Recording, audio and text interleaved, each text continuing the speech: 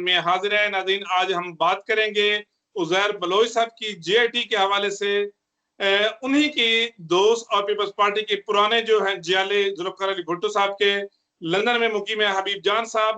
انتہائی اہم گفتگو ہے, انٹرویو پورا دیکھیے گا, لیکن اس سے پہلے آپ سے ریکویسٹ ہے ہمارا جو چینل ہے CNN پاکستان اس کو سبسکرائب بھی ضرور کیجیے گا. بہت شکریہ حبیب جان صاحب پروگرام میں پارٹیسپیٹ کرنے کے ساتھ. بڑی مہربانی بخاری صاحب, تھینک یو ویری مچ. السلام علیکم. جی وعلیکم السلام. حبیب جان صاحب سب سے پہلے جو JIT آئی ہے عزیر بلوچ صاحب کے حوالے سے, اس پہ آپ کا موقف کیا ہے؟ میں تو اس پہ یہی کہوں گا کہ JIT اور JIT اور PTI کا سنگم بڑا اچھا بن گیا ہے, اور میرے ان دوستوں نے اپنی بیڈ گورننس کو ڈائیورٹ کرنے کے لیے اب JIT کا سہارا لیا ہے. ایک ہفتہ قبل کون تھی وہ امریکن لیڈی, اس کا اسکینڈل چلا, آپ کا 10 دن بزی ہو گیا. اب یہ عزیر بلوچ کو لے آئے ہیں, حالانکہ ان کو یہ چیزیں قسطوں میں کرنی چاہیے تھی. پہلے یہ بلدیہ فیکٹری لاتے تاکہ ان کو 8 دن مل جاتے, پھر یہ نثار مورائی لاتے تو 8 دن مل جاتے, پھر یہ عزیر بلوچ لے آتے تو ان کو 1 مہینہ مل جاتا. لیکن کیونکہ عقل بڑی چیز ہوتی ہے, انہوں نے پھر بلنڈر کیا کہ 3 JIT 1 ہفتے میں نپٹانے کی کوشش کی ہے. پھر عزیر کے بعد کیا کرو گے؟ وہ کہتے ہیں نا کہ میرے سترانے کے بعد پھر کیا کرو گے, کسے تنگ کرو گے؟ تو یہ JIT میں کہوں گا کہ یہ ان کی کوئی قانونی حیثیت نہ تھی نہ ہے. 5-7 سال کے بعد آپ نے JIT کو مارکیٹ میں لا کر آپ کیا ثابت کرنا چاہتے ہیں؟ بلدیہ ٹاؤن کی JIT کے بعد آپ دیکھیں, دکھ ہوتا ہے ہمیں کہ ہماری اسٹیبلشمنٹ اور ہمارے سول حکومتیں کتنی نادان کہ آپ نے 8-7 سال بلدیہ ٹاؤن فیکٹری, جہاں پر پاکستان کی معیشت کو زندہ جلا دیا گیا, 260 مزدور نہیں جلائے آپ نے, پاکستان کی ایکسپورٹ کو جلا دیا آپ نے.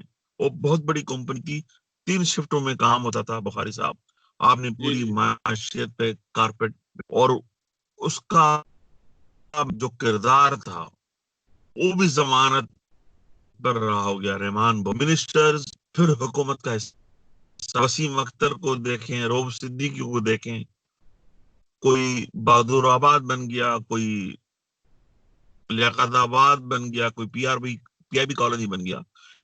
اسی طرح 3-4 سال تک آپ نے اسے اپنے پاس رکھا, پھر ٹرائل ابھی تک نہیں ملا.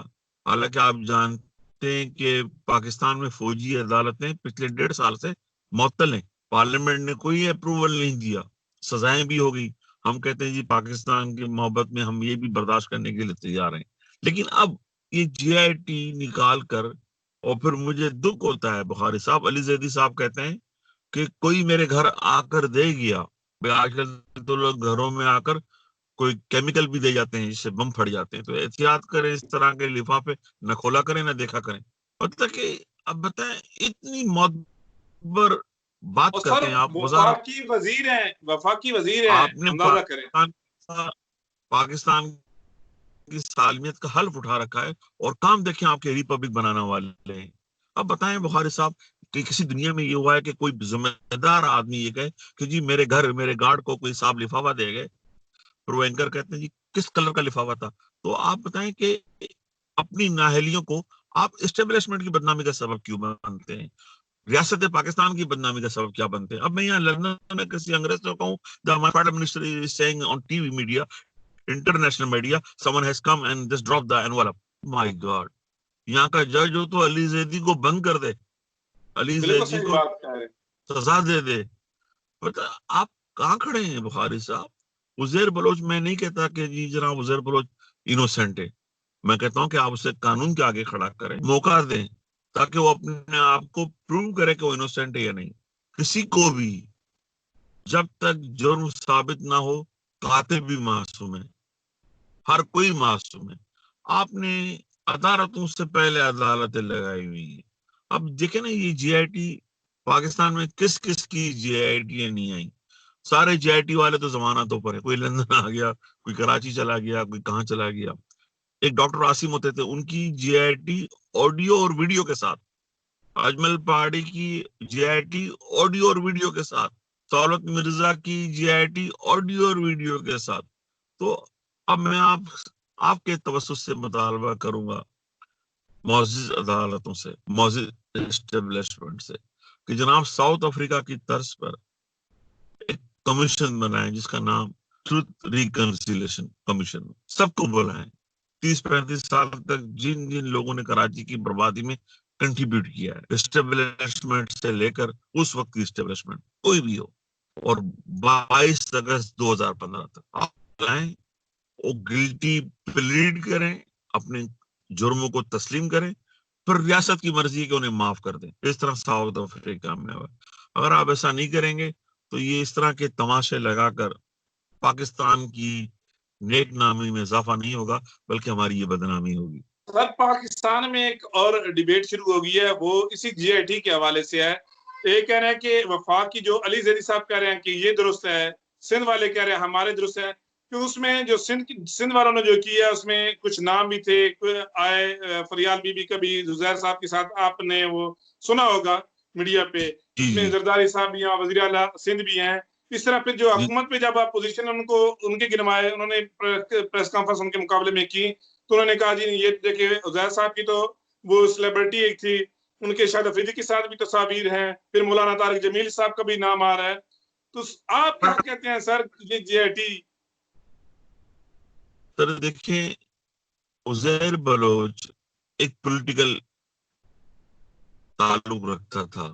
جس طرح 2002 میں ناظم کے الیکشن میں اس نے پارٹیسپیٹ کیا, ایک اسپورٹس مین بھی ہے, ایک کاروباری بندہ. پولیٹیکل طور پہ جب ایکٹیو ہوا تو تمام پولیٹیکل پارٹیز نے رابطہ بھی کیا, اور تصاویر بھی, تھینکس ٹو گوگل بادشاہ, ورنہ کوئی مانتا ہی نہیں.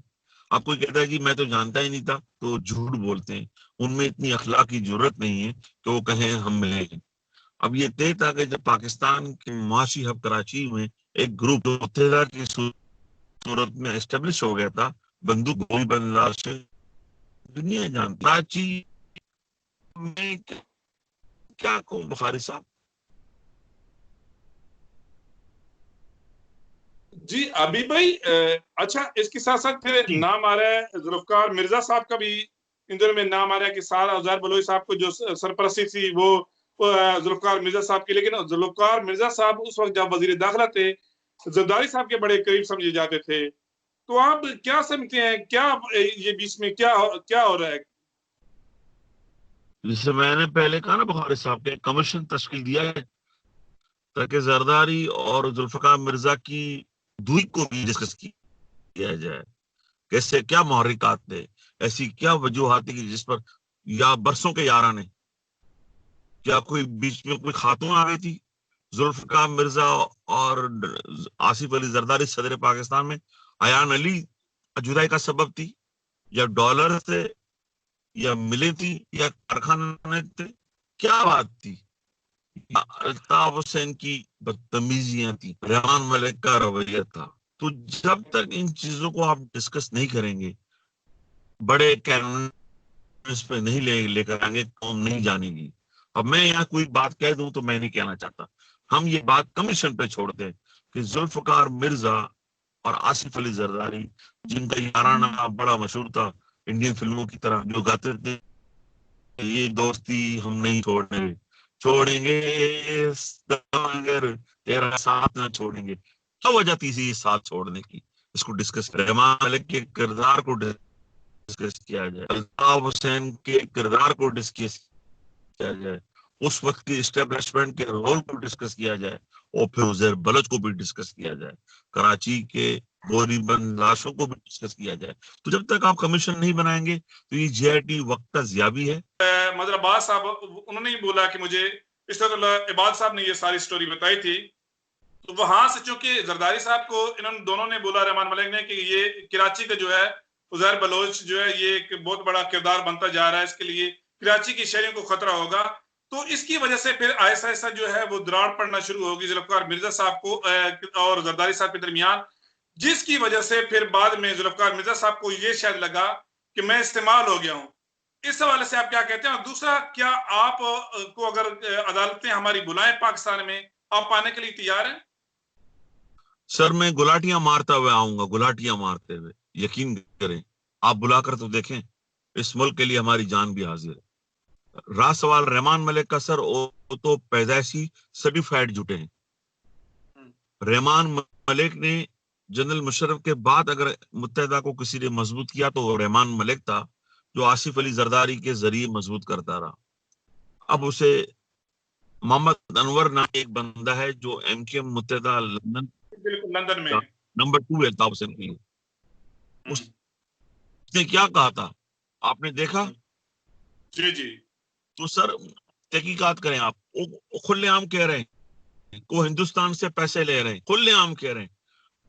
بالکل. اور اس بات کی 92 سے لے کر 2015 تک پیسے لیتے رہے. تو اب رحمان ملک کی باتوں کی کیا حیثیت ہے؟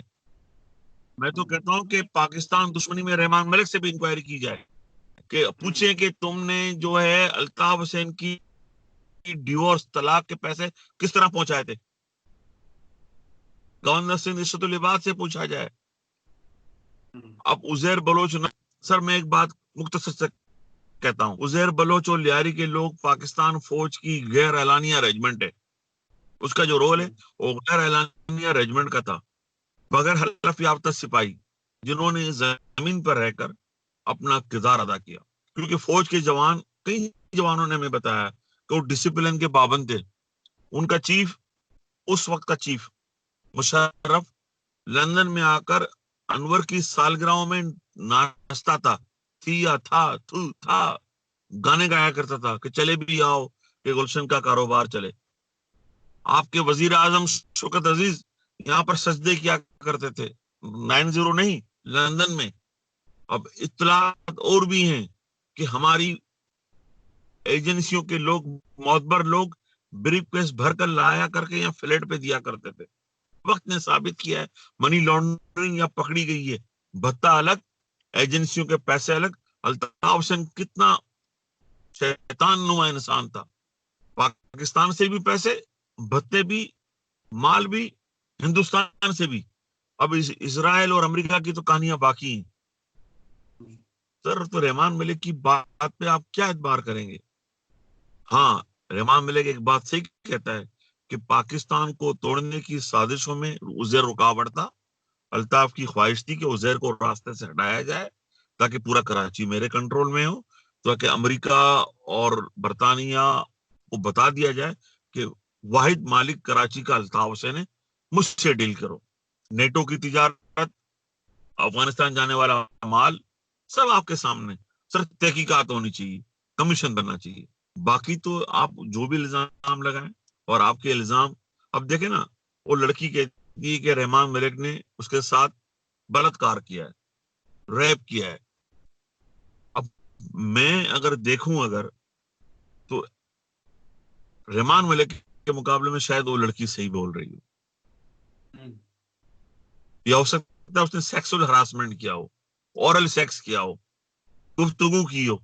لیکن سر کمی نے جب عرض پاتے ہیں تو اسی طرح کی حرکتیں تو کرتے ہیں نا. اب آپ کو دیکھنا ہوگا کہ وزارت داخلہ کا چیف ہوتے ہوئے رحمان ملک کا کردار کیا کیا تھا. اب حسین حقانی، سابق امریکن سفیر پاکستان کا، آج امریکہ میں کیا کر رہے ہیں. تو جب تک ان سارے کرداروں کو آپ نہیں پوری دیں گے، تحقیقات نہیں کریں گے، عزیر کو آپ برا بلا نہیں کہہ سکتے. جی بہت شکریہ حبیب جان صاحب.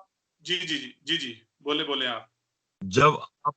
جب آپ آئینہ دیکھتے ہیں تو آئینہ کہتا ہے کہ تم خوبصورت تو بہت ہو، لیکن تم اپنے ضمیر کو، ضمیر دیکھنے کے لیے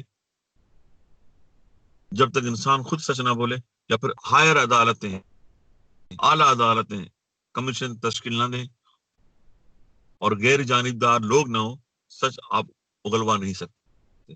ورنہ آج کل تو سر ایک مشین آ گئی ہے نا، سچ بولنے والی مشین. لگاؤ نا رحمان ملک کے بھی ہاتھ پہ اور ہمارے بھی ہاتھ پہ، دیکھو پھر کتنا سچ بولتا ہے اور کتنا جھوٹ بولتا ہے. اگر انسانوں پہ بھروسہ نہیں ہے تو جاپان کی ٹیکنالوجی، امریکہ کی ٹیکنالوجیاں، جہاں ہم نے اتنے میزائل بنائے ہیں، وہاں ہم ایک مشین بھی خرید لیں. لگائیں عزیر کے بھی ہاتھ پہ، لگائیں الطاف کے بھی ہاتھ پہ، لگائیں میرے ہاتھ پہ بھی، لگائیں رحمان ملک کے ہاتھ میں بھی. دودھ کا پانی کا پانی ہو جائے گا انشاءاللہ. اللہ پاکستان کی حفاظت کرے. بخاری صاحب، میں یہی کہوں گا. تو بہت شکریہ پروگرام میں پارٹیسپیٹ کرنے کا. امید ہے ناظرین آپ کو آج کا ہمارا جو پروگرام ہے وہ پسند آئے گا. آپ کا میزبان نصیر بخاری CNN پاکستان کے فورم سے آپ سے اجازت چاہتا ہے. اپنا خیال رکھیے گا. خدا حافظ.